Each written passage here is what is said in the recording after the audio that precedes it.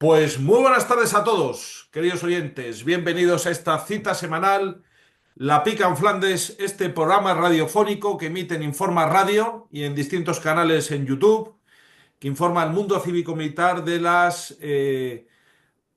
novedades, los temas más controvertidos, temas de interés para nuestra opinión pública. Por lo tanto, como siempre, bienvenidos y les rogamos que por favor compartan este programa, esta información, pues con sus compañeros, amigos, al objeto de que consigamos cada vez una mayor difusión del programa La Pica en Flandes. Hoy tenemos una mesa de lujo con nosotros, tenemos a nuestro general don Juan Cifuentes. Muy buenas tardes, mi general.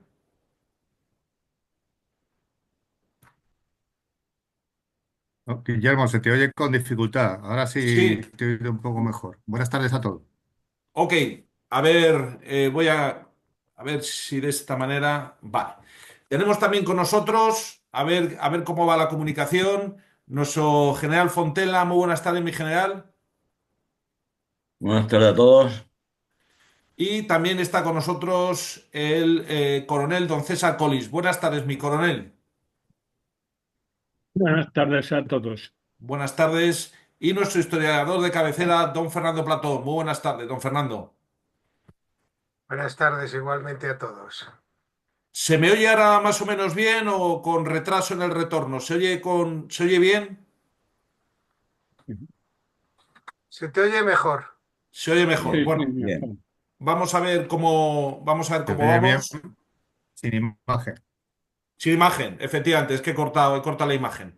Bueno, pues voy a leer muy rápidamente las efemérides que nos ha hecho nuestro coronel Salafranca, el presidente de la Hermandad de Antiguos Caballeros Legionarios, al cual enviamos desde aquí un cordial saludo. Las efemérides de esta semana, la primera de ellas es en 1541 la fundación de Santiago de Chile por Pedro de Valdivia, el conquistador y fundador de ese país, bueno, vamos a ver, de lo que es la presencia de España en Chile. Otra fecha importante también, está un poquito triste, el 13 de febrero del año 1668, el Tratado de Lisboa por el que España reconoce la independencia de Portugal. Después de la separación en 1640, pues finalmente perdimos Portugal pues hasta el día de hoy. Una fecha, de alguna forma, que consolidó una separación, vamos a decir, peninsular muy, muy triste. Tenemos otra fecha importante también, el 14 de febrero del año 1897, la conquista de la provincia de Cavite, en el contexto bueno, la guerra de Cuba. Otra fecha importante, el 15 de febrero del año 1898, el hundimiento del acorazado Maine, que después de que fuimos falsamente acusados por los Estados Unidos, se demostró que la explosión era de dentro a fuera, no había sido un ataque por parte de España desde fuera, sino que fue pues vamos a decir, un ataque lo que se puede decir, de falsa bandera, que provocó pues que Estados Unidos se implicara en la cuestión de la guerra de Cuba y finalmente la perdimos. Otra fecha importante también es triste, el 17 de febrero del año 1991. Bueno, en este caso quiero decir una victoria, la ocupación de Anual, después del desembarco, bueno, lo que es el contexto de la guerra del Rif, pues se ocupa esta posición y se utilizó como base partida para posteriores acciones sobre Alucemas. Sí, Y esa es la efemérides que no se va a conmemorar este año. Por desgracia, no se ha animado al ejército a hacer una conmemoración extensiva de esta gran efemérides. pues sí, la verdad es que es muy triste que, digamos, no se haya conmemorado. La verdad es que muy triste. Pero bueno, en fin, al menos aquí lo haremos mención, ¿no? Bueno, y estas básicamente son las efemérides más importantes. Voy a ceder rápidamente la palabra a nuestro coronel, don César Collins, que nos va a desarrollar unos temas interesantes con respecto a la caída del comunismo y luego lo que ha sido la cumbre de este grupo del Europarlamento que se llama Patriotas. Adelante, mi coronel, por favor. El comunismo Pues tal como lo ingeniaron sus inventores, Marx y Engels, fracasó. Las previsiones de estos pues resultaron fallidas. Ellos auguraron que iba a triunfar en los países más industrializados, Inglaterra y Alemania, y lo hizo en Rusia, que tenía una débil industrialización y que la mayoría del pueblo pues era campesina. Pensaban ambos profetas del comunismo que en las naciones más industrializadas pues se daban las condiciones para que las masas obreras oprimidas por los capitalistas pues se lanzaran a la calle. Claro, como el gran capital pensaban que en su progresión empobrecería a los obreros hasta llevarlos a una situación desesperada que les haría proclives a lanzarse a la revolución. Destruirían el sistema capitalista y fundarían una nueva sociedad sin clases, el paraíso del proletariado. Bueno, después de la dictadura del proletariado, que en una primera fase dicen que sería necesaria. Pero no ocurrió esto. Los obreros ingleses, alemanes y franceses en la guerra del 14, en la Primera Guerra Mundial, se batieron por su patria y abandonaron la lucha de clases y la revolución que triunfó únicamente en la Rusia zarista. El pueblo ruso sustituyó el misticismo del zar y de la religión ortodoxa por el mesianismo revolucionario materialista que conduciría al paraíso en la tierra. Bueno, entonces en la Alemania de entreguerras, regida por la República de Weimar, se formó un grupo de comunistas contestatarios al núcleo principal y dirigente de bolcheviques rusos que estaba caudillado por Lenin en Rusia. Este grupo pues eran comunistas pues muy perspicaces que se preguntaron por qué había fracasado el comunismo en Europa occidental y en Estados Unidos, también intensamente industrializado. Solo había triunfado en Rusia, un país rural y atrasado. Eran todos ellos judíos alemanes, de familias ricas y bien situadas, generalmente profesores universitarios y muy inteligentes, aunque sus escritos trascendían solamente a minorías. Fundaron la Escuela de Frankfurt porque residieron allí. Era una ciudad con una minoría judía importante, tenía una universidad prestigiosa y sorprendentemente tuvieron siempre la imprescindible ayuda de personajes riquísimos que les apoyaron económicamente. Llegaron a la conclusión, esta escuela, los componentes de esta escuela, de que las relaciones económicas entre proletarios y burgueses pues no eran lo que movía la historia solamente. Había otros factores que no tenían en cuenta los comunistas ortodoxos, los de la Unión Soviética. Lo que llamaban en su jerga la superestructura. ¿Y qué era eso? Pues eran las instituciones, ideas, formas de vida de los proletarios que que influían también en sus decisiones, más incluso que los afanes puramente materialistas. Estos eran la familia, la religión, la patria, las tradiciones. Entonces llegaron a la conclusión de que no era inteligente organizar una revolución cruenta, que se obtendrían mejores resultados si se desmontaba pues todo ese conjunto cristiano y de cultura grecolatina y si se volvía a la cultura occidental del revés. Había que destruir la familia, la religión, la tradición, las virtudes y los valores que constituían la base de la civilización occidental, que habían impedido, todo esto es lo que había impedido el triunfo de la revolución comunista en los países de Europa que no eran Rusia. Pensaban que todos estos valores eran los que mantenían el capitalismo en el poder y que destruyéndolos acabarían con él y destrozarían a la burguesía. Bueno, hay que reconocer que dentro del comunismo eran minoritarios y despreciados por la mayoría, que eran leninistas. Y cuando murió Lenin, pues de Stalin. Bueno, pues es que además ocurrió que llegó al poder en Alemania el nacionalsocialismo, 1933, acaudillado por Adolf Hitler. Y todos los comunistas de la escuela de Frankfurt, como eran de familias ricas, pudieron emigrar a tiempo a los Estados Unidos, donde sorprendentemente los recibieron encantados. La mujer del presidente Franklin Delano Roosevelt, Eleanor, se había rodeado de una especie de corte de intelectuales comunistas o similares. Tuvieron también el apoyo económico de magnates norteamericanos y los recibieron como profesores en las universidades más elitistas, bueno, con sueldos espléndidos. Y allí se pasaron confortablemente la Segunda Guerra Mundial, al final de la cual volvieron cuando Europa estaba recuperando, ¿no? Durante la Guerra Fría se les siguió protegiendo y aupando porque pensaron que no eran peligrosos y que perjudicaban al comunismo soviético.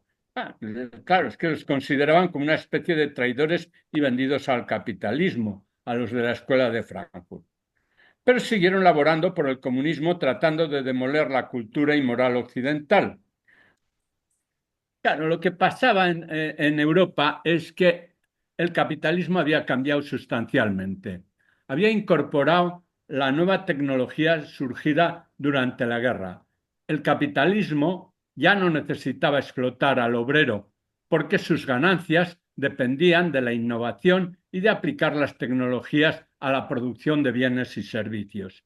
Con lo cual lograron unas ganancias cuantiosas que permitieron realizar la política social de los gobiernos. Bueno, lo que supuso que los comunistas de la Escuela de Frankfurt consideraran, claro, que aquellos obreros de monos blancos que manejaban las máquinas con controles electrónicos, que tenían seguro de paro, seguro de enfermedad, seguro para la vejez, pues habían perdido capacidad revolucionaria porque ya no querían destruir el sistema mediante una revolución. ¿Quiénes tenían capacidad revolucionaria? Los estudiantes. Y lograron captar a muchos de ellos que montaron la revuelta de mayo del 68 en Francia, convencidos por los escritos de los intelectuales de la Escuela de Frankfurt. El más difundido, un tal Marcuse, judío alemán como todos, y por algunos comunistas franceses como Simone de Beauvoir. Y además a esto unían la liberación sexual, romper todos los tabúes. Prohibido prohibir era uno de sus eslóganes. Y sobre todo atacaron lo que llamaron la familia heteropatriarcal, o sea, la familia natural, la de padre, madre, hijos, que era, decían ellos, una institución burguesa para oprimir a las masas. A la caída del muro de Berlín se acabó el comunismo soviético, que era el partidario de las revoluciones violentas. Permaneció el comunismo de la Escuela de Frankfurt con un nuevo giro. Los que iban a hacer la destrucción del capitalismo iban a ser los grupos que se supone que estaban oprimidos. Las mujeres oprimidas por la familia heteropatriarcal y la maternidad, los homosexuales, las minorías raciales y los nacionalismos irredentos. Bueno, de ahí viene la idea de que los niños son de los padres, sino del Estado, como decía la ministra socialista Celaá. La relajación de los estudios para que los niños no quedaran traumatizados, en su jerga alienados, porque dicen que estos traumas de juventud pues que generan agresividad y caracteres proclives al fascismo. La destrucción de la familia natural, creando oficialmente los 16 tipos de familia que reconocía la jerarca de Podemos, Ione Belarra, y el aborto como derecho inalienable de la mujer, derecho de la mujer. La exaltación de la homosexualidad, el orgullo gay, la Plaza Acerolo en Madrid, la enseñanza obligatoria a los niños de sexualidad, pues aberrante. Y además desde su más tierna infancia. La amnistía de los criminales etarras, héroes de una nación irredenta, Euskadi, el apoyo incondicional a todos los separatismos para destruir la patria España, el ataque sistemático a la religión católica, arderéis como en el 36, la subida en ascenso imparable de impuestos. Para imponer el comunismo, claro, ya no es necesario expropiar a los burgueses sus bienes violentamente. Poco a poco el Estado socialista va a subir los impuestos ya van por más del 50% en muchos casos. En cuanto expropian a los ciudadanos el 80% de lo que ganan, habrán llegado al comunismo sin necesidad de una revolución violenta. Y en eso están, y bueno, y van teniendo cierto éxito. Esto es lo que quería comentar de este comunismo posmoderno. También hay un teorizante italiano, Gramsci, que ha incidido sobre los aspectos culturales para imponer el comunismo. Y verdaderamente, pues, está teniendo cierto éxito aquí y en Estados Unidos, cortado ahora probablemente por el auge de los movimientos que ellos llaman de extrema derecha y yo les llamo de derecha sin complejo, y por el advenimiento de Trump a la presidencia de los Estados Unidos. Bueno, esto es lo que quería comentar sobre el tema de la evolución que ha ido teniendo el comunismo en estos tiempos y cómo se ha ido adaptando a las distintas situaciones. Muchísimas gracias. Magnífica su ponencia, mi coronel. Quería también tratar la reunión del grupo de Europarlamento Patriotas en Madrid este fin de semana. Pues sí, más brevemente. Además está un poco relacionado con Adelante, esto. adelante, mi coronel, por favor. Bueno, a la convención de Patriots pues ha salido muy bien. Los ciudadanos europeos están dando pruebas claras de que no quieren una serie de cosas a las que les están forzando sus dirigentes, tanto de la izquierda socialista como de la derecha, pero sin exagerar. La derecha, pero sin exagerar, está representada por Angela Merkel y su heredera política, von der Leyen. Esta última de un tipo sociológico que normalmente se ascribe a la derecha, de una familia riquísima desde hace muchas generaciones, madre de 7 hijos.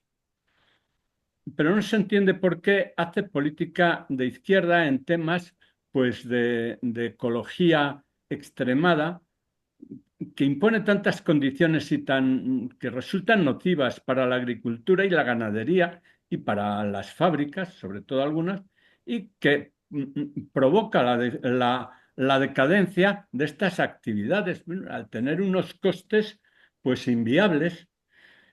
Sorprendentemente facilita la entrada de productos alimenticios de países cuyas normas sanitarias son mucho más relajadas que las europeas. En lo referente al aborto, la exaltación de la homosexualidad, la política de género y una fiscalidad altísima y creciente, pues en todos estos aspectos hace política de izquierda. También está comprometida con la sustitución de la población europea castiza, la voy a llamar así, por otra multirracial, multicultural, multitodo, favoreciendo la natalidad baja de los europeos castizos, sustituyéndolos por africanos, unos del norte de África musulmanes y otros subsaharianos. En cuanto a la conservación de la democracia, es muy condescendiente con la izquierda, por ejemplo, con Pedro Sánchez, con nuestro Pedro Sánchez, que está invadiendo claramente el poder judicial, y estos están callados, ¿no? Y es muy dura con los llamados ultraderechistas como Víctor Orbán o los anteriores gobernantes de Polonia. Es que incluso les pone duras sanciones económicas. Bueno, a esto muchos europeos están diciendo basta y dando sus votos a partidos de derechas sin complejo, como son los agrupados en Patriots, al que yo veo un único peligro. Las naciones europeas tienen que unirse, pienso yo. Una a una pintan muy poco en el mundo actual y desunidas van directamente a ser insignificantes. La Unión Europea ha sido percibida por Estados Unidos en algunos estamentos como un peligro para su hegemonía, aunque sea un peligro remoto. En el fondo no les gusta esa unión y, en cierto modo, tratarán de torpedearla. Por tanto, ante Trump deberían mantener las distancias. Yo creo que Trump, en el fondo, no es ningún amigo de Europa. Su política creo que tenderá a mantenerla desunida y yo creo que no deben echarse en brazos de este personaje. La Europa de las patrias, que actualmente es la adecuada, tendrá que tender a una unión cuanto más sólida mejor para enfrentar el mundo que se nos viene encima. Esa Europa debe mantener una mayoría de población castiza, un índice de natalidad que asegure el relevo generacional, deberá mantener su cultura grecolatina y cristiana y modernizada por las aportaciones de la Ilustración. En una rueda de prensa, un periodista preguntó a Charles de Gaulle, cuando era presidente de la República Francesa, que definiera al pueblo francés. Contestó de Gaulle: el francés es un pueblo europeo de raza blanca, de religión católica y de cultura grecolatina. Ya no es así y esta tendencia debe cortarse en algún momento. Es lo contrario de otra tendencia actualmente dominante que pretende que el pueblo europeo rompa con sus tradiciones, con su religión, con su cultura y empiece de cero, como si acabara de aparecer en el mundo. A esto lo llaman adanismo. ¿Y por qué? Pues porque así dejan las mentes de sus ciudadanos, como decía un profesor mío de bachiller, quam tabulam rasam, sin tradiciones, sin religión, sin formación familiar. Y los mandamases pueden escribir en esas mentes vacías lo que les convenga. Los partidos de derecha sin complejo pueden abortar esta tendencia. Bueno, pues que así sea. Esto es lo que tenía que decir sobre estos dos temas. Yo creo que Pues relacionados. muchísimas gracias, Miconel, por el desarrollo de estos dos temas. ¿Quieren comentar algo al respecto la mesa de debate, tanto lo que es la cuestión del comunismo y esta reunión del Sí, Europarlamento? la verdad es Adelante. que está muy bien lo que nos ha comentado con el Collins, ¿no? Y sí, son los dos mundos contrapuestos, ¿no? Que hemos pasado de ese péndulo, ¿no? El péndulo político histórico que ocurre a veces, pues ahora Europa parece que está moviendo el péndulo en dirección contraria a la izquierda, menos aquí, menos en España, ¿eh? En España seguimos de forma anacrónica y sorprendente con un gobierno de socialistas y comunistas y me parece que es el único en toda Europa o en todo el mundo occidental. Y claro, eso nos trae problemas, ¿no? Estuve mirando otra vez como hoy vais a hablar de este tema, el programa de Sumar, ¿no? De esa parte del espectro político que forma parte del gobierno, más a la izquierda aún que el Partido Socialista. Bueno, la definición de su partido es que busca la transformación social a través de las instituciones. Más claro es imposible. Es decir, tú no tienes que hacer nada. Ya lo vamos a transformar nosotros. A través de las instituciones haremos la transformación social. Tú lo que tienes que hacer es trabajar, dejarte llevar y votarnos, ¿no? Eh, Igualdad social y territorial es otro de sus principios, ¿no? Esos principios comunistas, la igualdad, cuando estamos viendo que realmente pues, no se cumplen los acuerdos que están teniendo con los independentistas. Control estatal, eso sí lo están cumpliendo, intervención gubernamental absolutamente, ¿no? Interviene en todo, desde los premios de tauromaquia hasta la cosa más mínima, interviene absolutamente en todo. Es el nuevo Corán, ¿no? Antes es la nueva religión que afecta a todas las actividades de la vida cotidiana de las personas. Y luego la democracia, no sé exactamente esta democracia a cuál se refiere Sumar, el ecologismo y la libertad. Se refiere a la nueva libertad que van a ellos a propugnar para los ciudadanos, ¿no? Pero Europa tiene una tendencia contraria. Está claro que los gobiernos y los votantes están girando y se están uniendo, ¿no? Esta reunión de patrios lo ha demostrado. Bueno, pues el gobierno que ha salido en la Unión Europea, mucho más a la derecha. Bueno, pues seguiremos siendo los parias anacrónicos del sur, con los que cada vez querrán hablar menos y encima, pues si nos hacemos los adalides de esa izquierda residual que va a quedar en Europa. Si nos hacemos los adalides y campeones, pues encima tendremos problemas con el resto del mundo. Así que bueno, pues y confiemos que en España pues se dé también este cambio, esta transformación y estemos uniéndonos a Europa en una Europa fuerte en este mundo, en esta época de competencia geoestratégica que vamos a tener con los principales actores del mundo. Gracias. Muchísimas gracias, mi general, por su intervención. Mi general Fontella, ¿quiere comentar algo? Bueno, en primer lugar, felicitar a César por su exposición, que ha sido muy interesante y esclarecedora, ¿no? La verdad que ha dejado todo bastante claro cómo el sistema comunista se ha ido adaptando para conseguir su objetivo, cambiando de táctica y de objetivos parciales para llegar al dominio mundial. El- lo que es importante es que el sistema del golpe de Estado se aplica actualmente, que se aplica en otros países, se está aplicando en España, es simplemente de la ley a la ley. Ya los golpes de Estado violentos ya no se llevan. Simplemente es cambiar poco a poco las normas hasta que ya controlan todos los resortes del poder, el poder judicial, que ya dijo el señor Guerra que había muerto, por cierto, y nadie protestó, y ya los poderes fácticos, fáctico, el poder judicial, el poder legislativo y el poder gubernamental, y entonces ya ahí no desaloja ni cuerno hirviendo, como está pasando en Venezuela, en Cuba y en Guatemala, etcétera. Luego es un golpe de Estado de la ley a la ley, que ya la frase me suena de antiguo. Nada más. Muchísimas gracias, mi general, por su intervención. Don Fernando. Pues sí, muy interesante lo que nos ha expuesto el coronel Collins y sobre todo, digamos, cómo el comunismo ha mutado tras el fracaso de la Unión Soviética.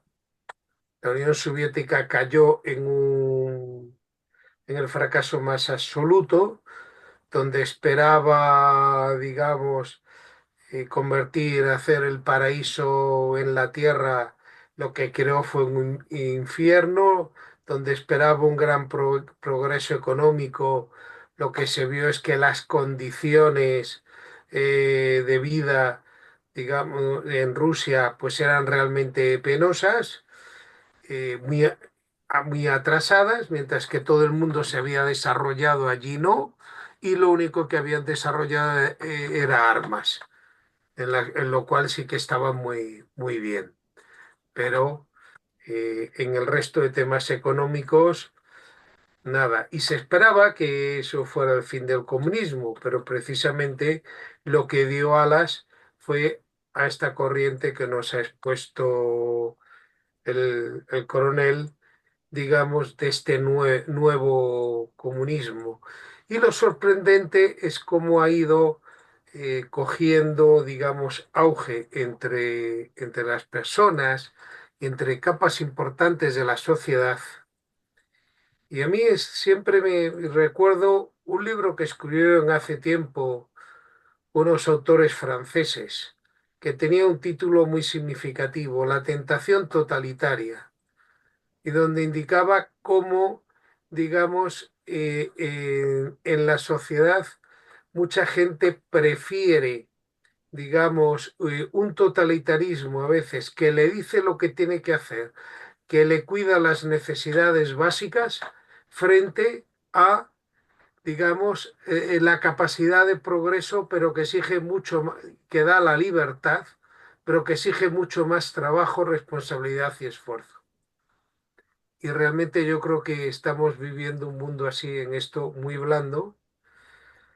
El tema un poco de las nuevas derechas que están apareciendo, las mal llamadas por los medios de comunicación extremas derechas, creo que habría que llamarles derechas nacionalistas, porque suelen responder más a intereses específicos de los estados y que en cierta medida quieren una vuelta a lo que fue poco esa Unión Europea de comunión de naciones, más que la Unión Europea actual, con todo este marco legislador que se está haciendo, que en muchos casos está coartando la libertad en muchos países, porque se está dejando llevar por las tendencias, no ya de los votos, sino de grupos de interés en Bruselas.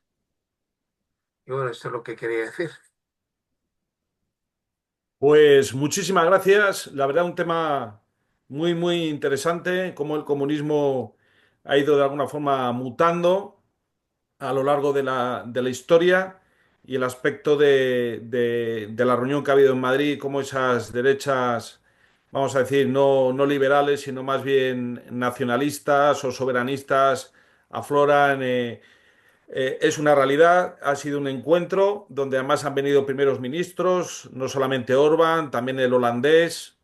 Es decir, no es cualquier cosa, no es donde se está quedando Pedro Sánchez absolutamente solo, huérfano de Biden y de Scholz, que va a caer este mes de febrero, sino que son opciones políticas que vienen muy fuertes, no han cuajado mucho en España, pero bueno, ahí veremos cómo evoluciona, si realmente se pone a la altura de esas estructuras políticas. Es un tema verdaderamente apasionante que refleja lo que es un viraje político que se está llevando a cabo en el mundo libre. Y es así, y hay que tenerlo presente y analizarlo con objetividad y con profundidad, como ha hecho nuestro coronel.